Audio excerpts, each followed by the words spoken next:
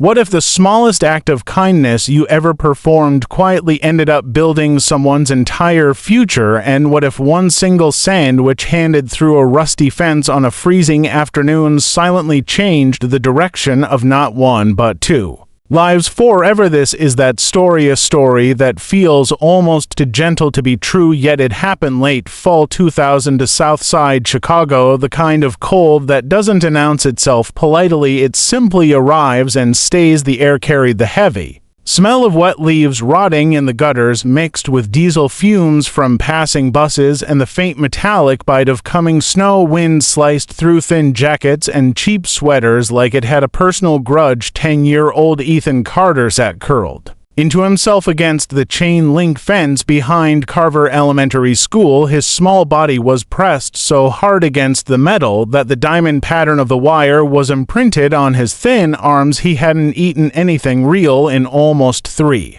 days. His stomach had stopped growling. It had moved past protest and into quiet surrender. 7 weeks earlier, his mother had collapsed in their tiny one-bedroom apartment while making instant coffee. Sudden brain aneurysm. No warning, no goodbye. Just a phone call from a neighbor who heard her fall. No father had ever been in the picture, not even a name on the birth certificate. The state tried to place Ethan in foster care, but the first family sent him back after 10 days. They said he was non-compliant. The truth was simpler and sadder. He barely spoke any more. Words felt heavy and useless, so he ended up back on the street, sleeping in doorways, under stairwells, sometimes in abandoned cars. By day 14 of this new life, he had found the fence behind Carver Elementary. During lunch recess, he sat there watching children who still had mothers and lunches and laughter. He watched them open foil packets and plastic bags. He smelled peanut butter and grape jelly. He heard the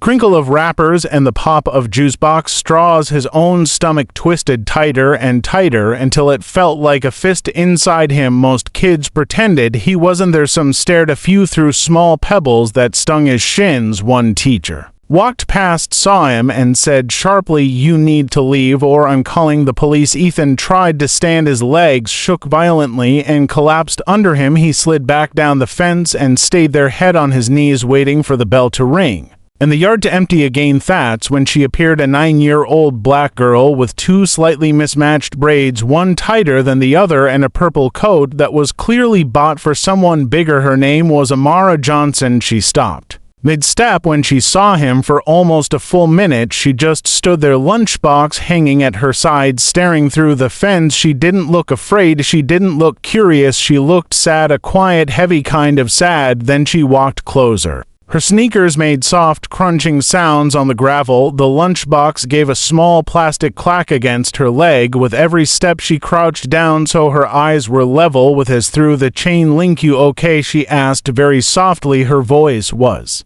gentle, like she was talking to a herd animal. She didn't want to scare away Ethan. Couldn't answer. His throat was dry as paper. Amara studied him another moment. Then she opened her lunchbox slowly, almost ceremonially. Inside was one peanut butter and jelly sandwich cut into 4 triangles, half an apple already beginning to brown at the edges, and one small carton of milk. That was her whole lunch, the only guaranteed food until dinner. She looked at it, looked at Ethan's hollow cheeks and cracked lips, looked back at the food. Then, without a word, without hesitation, she pushed the entire lunchbox under the bottom gap of the fence. Ethan's hands shook so badly he almost dropped the sandwich. He grabbed it anyway, ate it in for huge bites, barely chewing, just swallowing. Tears streamed down his dirty face while he drank the milk in desperate gulps. Amara stayed right there on her side of the fence, sitting cross-legged in the dirt, watching him the entire time. She didn't smile, she didn't speak, she just stayed. When the last drop of milk was gone and the apple core was finished, she asked quietly, "What's your name, Ethan?" His voice cracked like dry leaves. "I'm Amara," she said. She waited a beat, then asked, "You gonna be here tomorrow?" He nodded, the smallest movement. "Okay," she said simply. "I'll bring something tomorrow." To the recess bell rang. Kids began lining up. Amara stood before she left. She reached up, pulled a thin green hair ribbon out of one braid, tore it in half with her small teeth, and tied one half around his skinny wrist. "So you remember someone saw you," she said. Then she turned and ran to join her class, glancing back twice before disappearing inside. Ethan stared at the green ribbon the rest of the day. He touched it over and over like it might disappear if he didn't hold on tight enough. She came back the next day and the day after and every single school day for almost 7 months. Sometimes she brought a buttered roll wrapped in wax paper, sometimes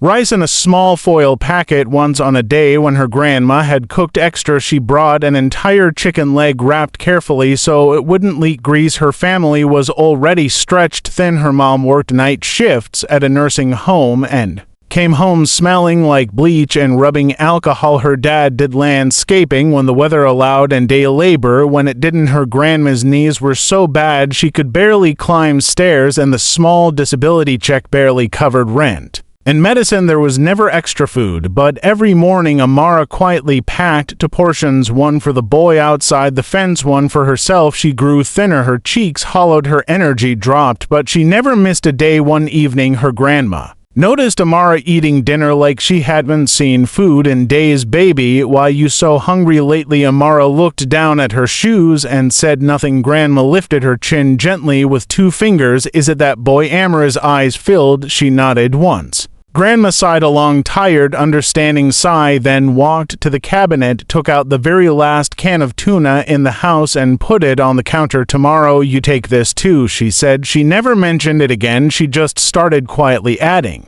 whatever little extra she could find to Amara's lunch bag every morning. Winter arrived like a hammer. Temperatures dropped into single digits. Wind felt like broken glass against skin. Ethan had no coat anymore. Someone had stolen it while he slept in a stairwell. His lips turned blue. His fingers wouldn't bend properly. Amara started bringing more than food. "An extra scarf," she said. Her dad didn't need her dad's old work gloves that swallowed her own small hands, even a plastic grocery bag filled with crumpled newspaper that she showed him how to stuff inside his shirt for insulation. One afternoon she came to the fence shivering in just a thin sweater herself. Ethan tried to give the scarf back. "You'll be cold," he said. She shook her head. "I have another one at home," she lied. She didn't. The worst day came in mid-February. Ethan was coughing so hard he couldn't stand straight. Each cough sounded like something tearing inside him. Amara's eyes widened in panic. After school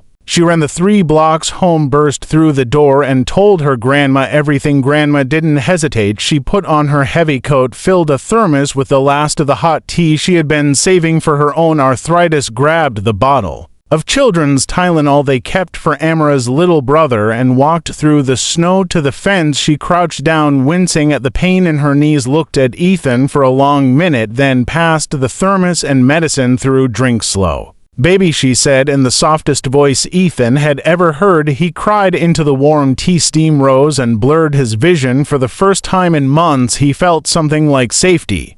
Spring came slowly. Flowers tried to push through cracked sidewalks. Then one day Ethan simply wasn't there. Amara waited the entire lunch period. Nothing. The next day the same. On the 3rd day she sat behind the gym and cried so hard her braids shook. She was sure he had died. She didn't know Child Services had finally found a placement for him, a quiet foster home in a small town 2 hours south. She didn't know he was finally safe, sleeping in a real bed, eating 3 meals a day. All she knew was that the fence felt empty now. Before she left that last day she tied the other half of the green ribbon to the fence wire right where he used to sit, a tiny prayer, a tiny hope that he was alive somewhere. A time moved on. Amara grew up. She finished high school with honors, even though she worked part-time at a corner store to help with bills. She attended community college at night while working days. Then she earned a bachelor's degree in social work and later a master's in public administration, all while living in the same South Side neighborhood. She took a job at a youth shelter, spending her days helping teenage girls aging out of foster care and teenage boys who reminded her of a skinny white kid with haunted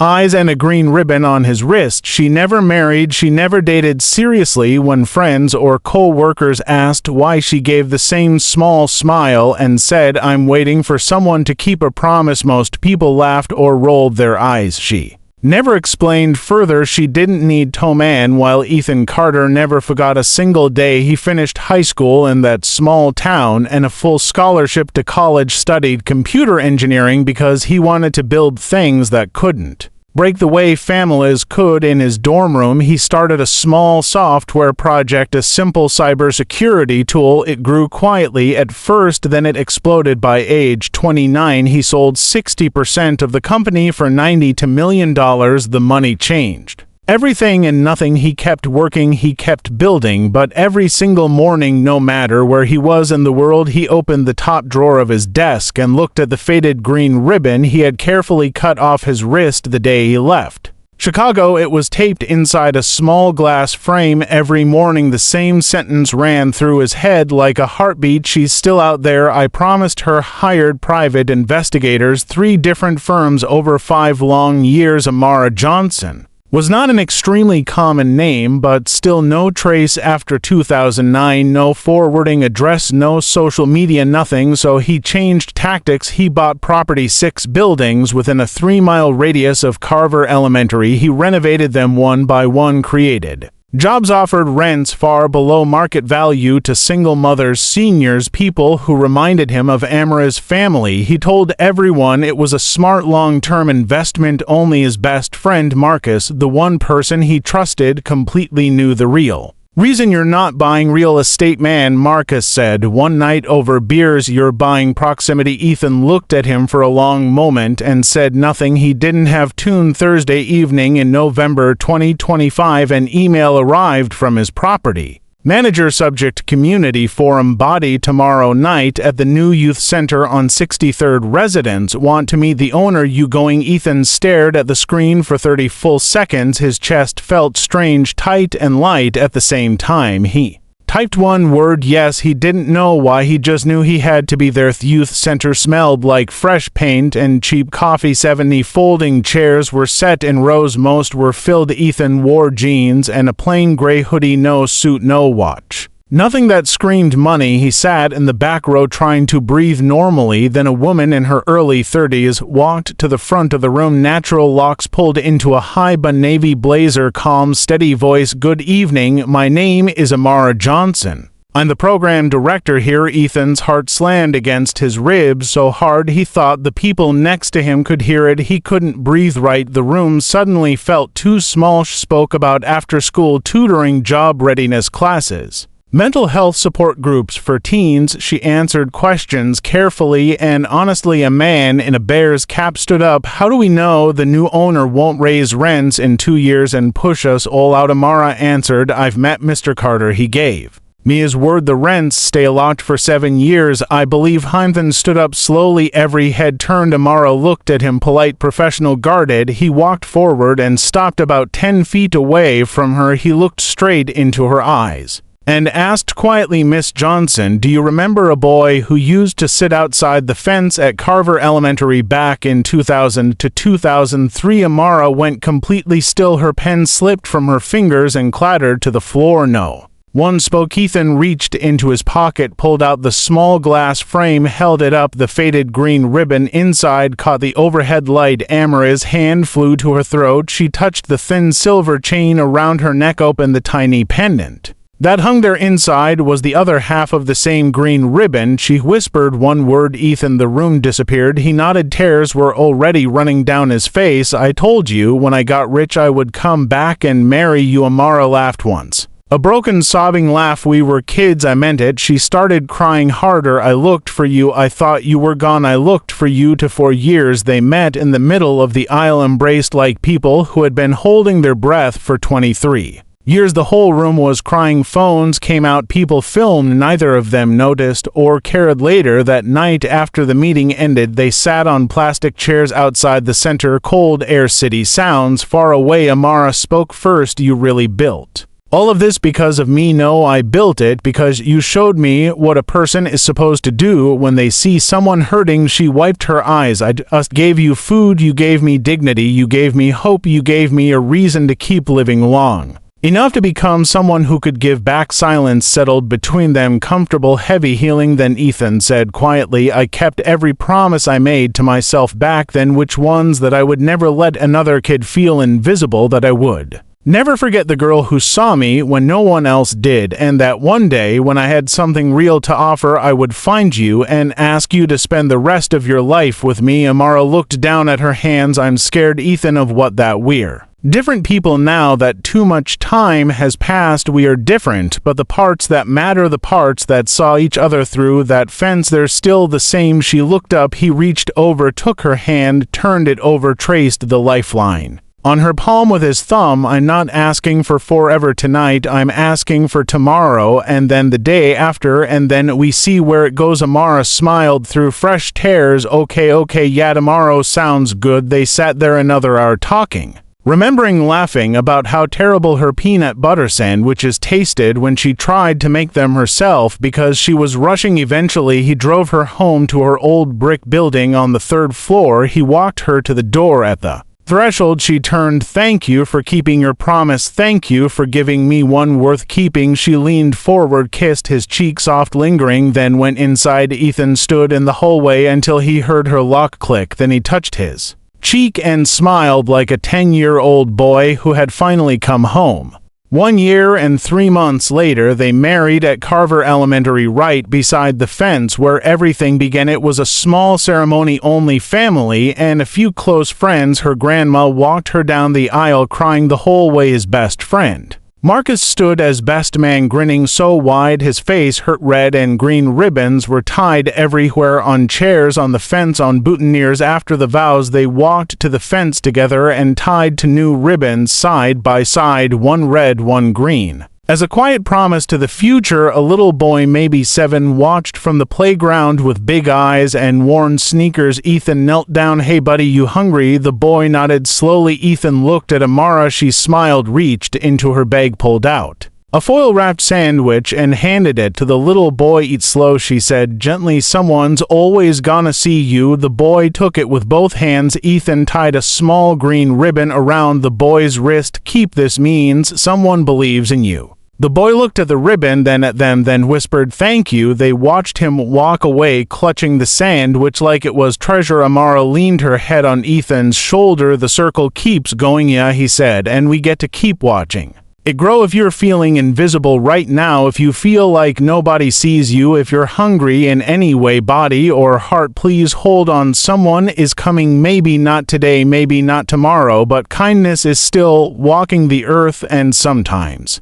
it's wearing mismatched braids, carrying a lunchbox, looking for someone who needs to be seen. If you've ever given when you had almost nothing, know that it mattered more than you'll ever see in this lifetime. And if you've ever received grace when you thought you were finished, pay it forward, make the circle bigger, tie your own ribbon even if it's invisible, because one sandwich, one torn ribbon, one promise kept can rewrite someone's whole story and maybe, just maybe, change the world a little more.